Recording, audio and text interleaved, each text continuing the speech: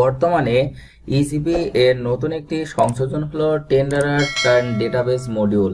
এটা মেইনলি একজন কন্ট্রাক্টর বা টেন্ডারারের আইডির অংশ, যা পিইর আইডির অংশ না। তবে টেন্ডারাররা আগামী 30 জুন 2022 তারিখের মধ্যে এই টেন্ডারার ডেটাবেস মডিউলের মাধ্যমে ইস্যুকৃত সমস্ত ওয়ার্ক এক্সপেরিয়েন্স অর্থাৎ কমপ্লিটেড এবং অনগোয়িং ওয়ার্ক সার্টিফিকেটগুলা ইস্যুকৃত প্রকিউরিং এন্টিটি থেকে ভেরিফাই করাইতে হবে। এই বিষয়টা আসলে কেন হবে এবং এর প্রয়োজনীয়তাটা কি, এটা আমি আমাদের পূর্বের ভিডিওতে বলছি, আপনারা চাইলে দেখতে পারেন। আচ্ছা, প্রকিউরিং এন্টিটির আসলে এখানে কাজ কি? প্রকিউরিং এন্টিটির কাজ হচ্ছে ঠিকাদারদের সাবমিটকৃত ওয়ার্ক এক্সপেরিয়েন্স গুলা ভেরিফাই করে দেওয়া। তাহলে সাবটেল আর্টের আজকের পর্বে আমরা দেখব প্রকিউরিং এন্টিটি হিসেবে একজন ঠিকাদারের সাবমিটকৃত ওয়ার্ক এক্সপেরিয়েন্স সার্টিফিকেটগুলা কিভাবে ভেরিফাই করতে হয়। তো সে লক্ষ্যে আসুন আমরা একজন ঠিকাদারের আইডিতে লগ ইন করি।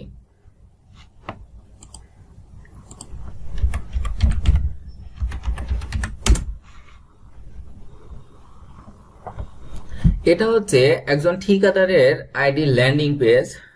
আপনারা এখানে খেয়াল করলে দেখতে পাবেন যে উপরের ট্যাবগুলোতে কিন্তু কোনো টেন্ডারার ডেটাবেস নামে কোনো অপশন নেই। অথচ আপনারা যদি কখনো কোনো টেন্ডারারের আইডি দেখবেন তাহলে ঠিক এই অবস্থানে একটা টেন্ডারার ডেটাবেস নামে নতুন একটা ট্যাব সংযোজন হয়েছে, যে ট্যাবের মাধ্যমে ঠিকাদাররা কাজ করবে।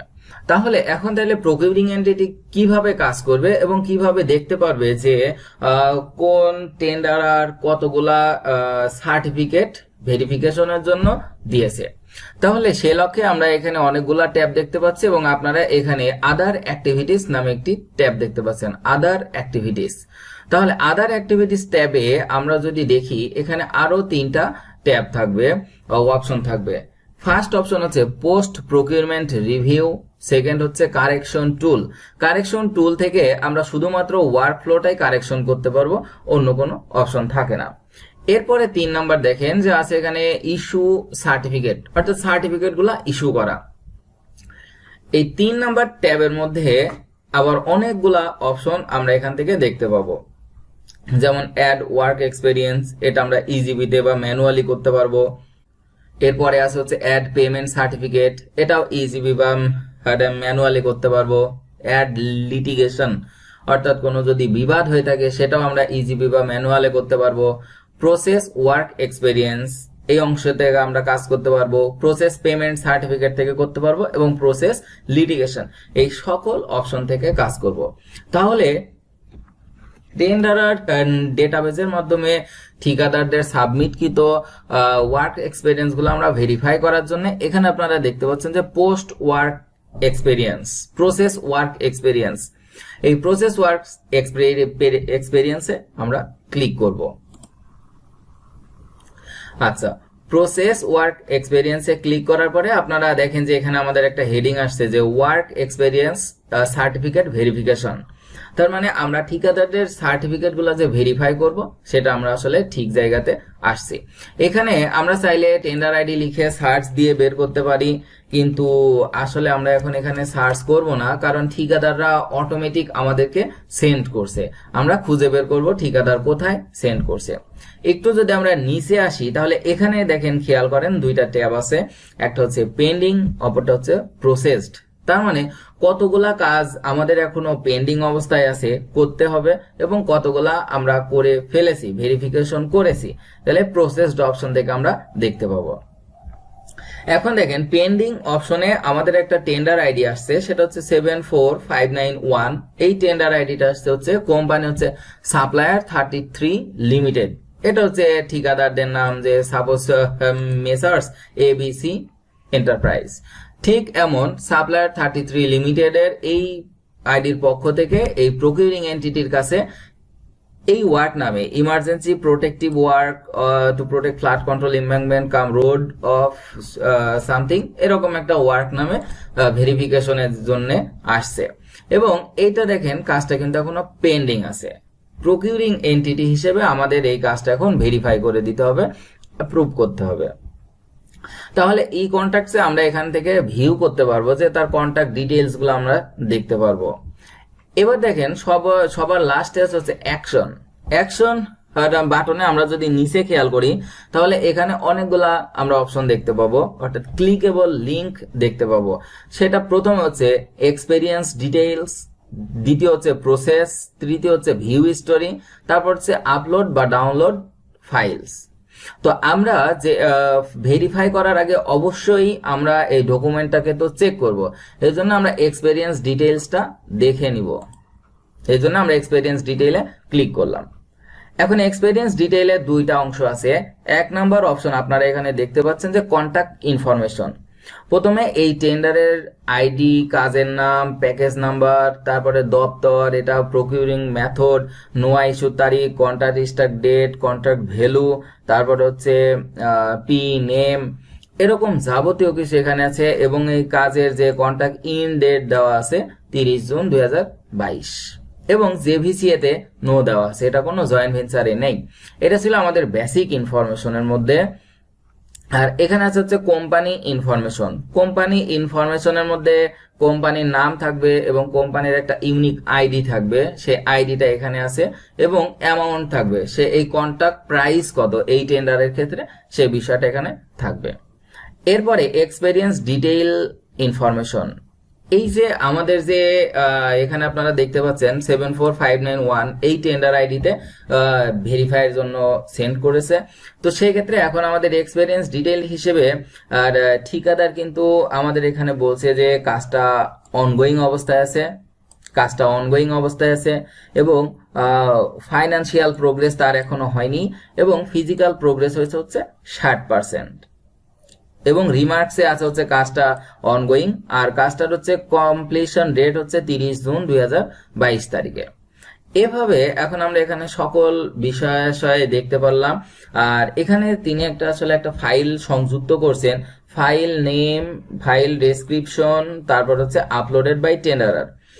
এখানে ঠিকাদাররা যদি অনগোয়িং ওয়ার্ক করে থাকেন তাহলে এখানে তারা নোয়া দিবে। যেমন দেখেন এই কাজটা যেহেতু আমাদের এখানে দেওয়া আছে হচ্ছে অনগোয়িং ওয়ার্ক, এই জন্য এই ফাইল ডেসক্রিপশনে ঠিকাদার এখানে দিচ্ছে হচ্ছে নোটিফিকেশন অফ অ্যাওয়ার্ড, তার মানে নোয়া।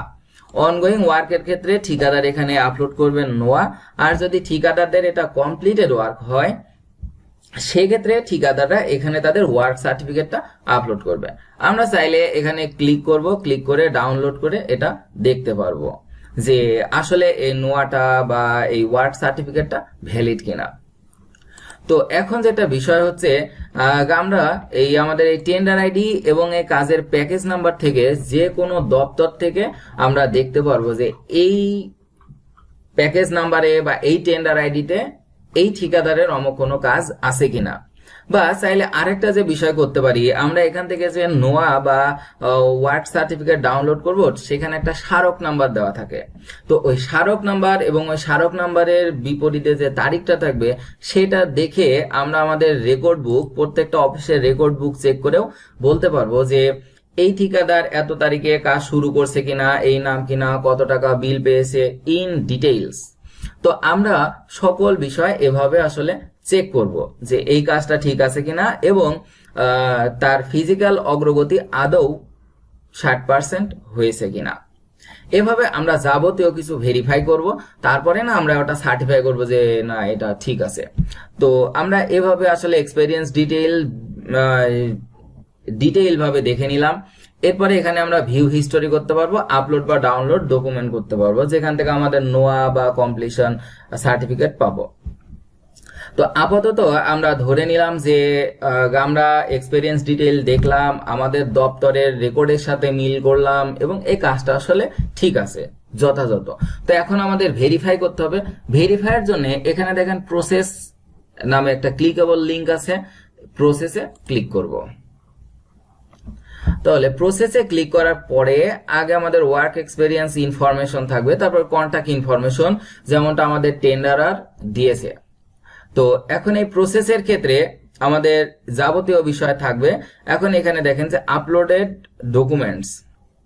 ডকুমেন্টসও আপলোড করে দিছে, এবং এখানে কন্ট্রাক্টর, সাপ্লায়ার, কনসালটেন্ট রেটিং, এখানে চাইলে আমরা ওই ঠিকাদারকে রেট দিতে পারবো যে ওই ঠিকাদারটা আসলে কেমন কাজ করেছে, সে ভালো কাজ করেছে নাকি খারাপ কাজ করেছে নাকি কাজ বাকি রেখে চলে গেছে। এভাবে আমরা একটা ঠিকাদারকে রেটিং করতে পারবো। আসলে যেটা হচ্ছে রেটিং ম্যাট্রিক্স বা পাস্ট পারফরমেন্স ইভালুয়েশন ম্যাট্রিক্স এর ক্ষেত্রে ব্যবহার হবে।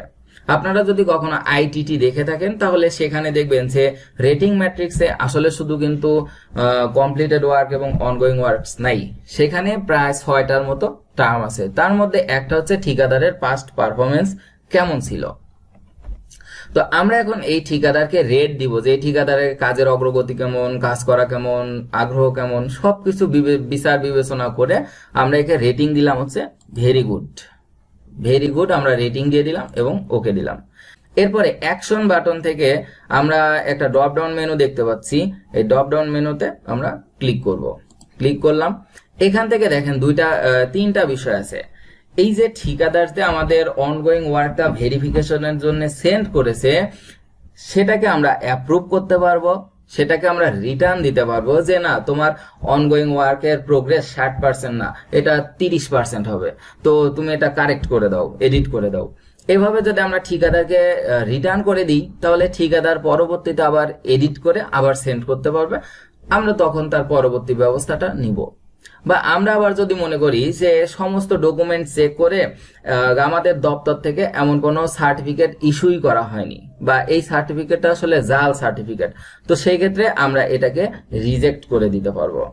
প্রকিউরিং এন্টিটি হিসেবে আমরা অ্যাপ্রুভ, রিটার্ন এবং রিজেক্ট এই তিনটা কাজ করতে পারবো। তো আমরা যেহেতু আমাদের দপ্তরের সাথে সমস্ত বিষয়গুলা দেখেছি যে এটা আসলে সঠিক, এজন্য আমরা অ্যাপ্রুভ করব। এখান থেকে অ্যাপ্রুভ সিলেক্ট করলাম। এখানে একটা কমেন্ট লিখতে হবে। কমেন্ট ইজিবির বিষয়ে কমেন্ট আসলে জাস্ট একটা সতর্কতা।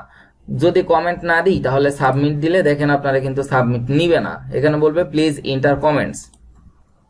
তার মানে আমাকে কমেন্টস দিতেই হবে। এর মানে হচ্ছে যদি ভুলবশত কোনো কারণে ক্লিক হয়ে চলে যায়, এমনটা ইজিবিতে কখনো হবে না। কমেন্ট লেখা মানে যে আমি আসলে সজ্ঞানে জেনে বুঝে কমেন্ট লিখে তারপরে সাবমিট করলাম। তো আমরা আসলে এখানে একটা কমেন্ট লিখবো, সেটা হচ্ছে অ্যাপ্রুভড, কারণ আমরা এটা অ্যাপ্রুভ করছি। আমরা চাইলে ড্রপ ডাউন মেনু থেকে রিটার্ন করে দিতে পারবো সাবমিটটা, সার্টিফিকেটটা, বা রিজেক্ট করে দিতে পারবো। তো আমরা এখানে অ্যাপ্রুভ করলাম এবং কমেন্টে অ্যাপ্রুভড লিখলাম। এরপরে আমরা এখান থেকে ক্লিক করবো হচ্ছে সাবমিট।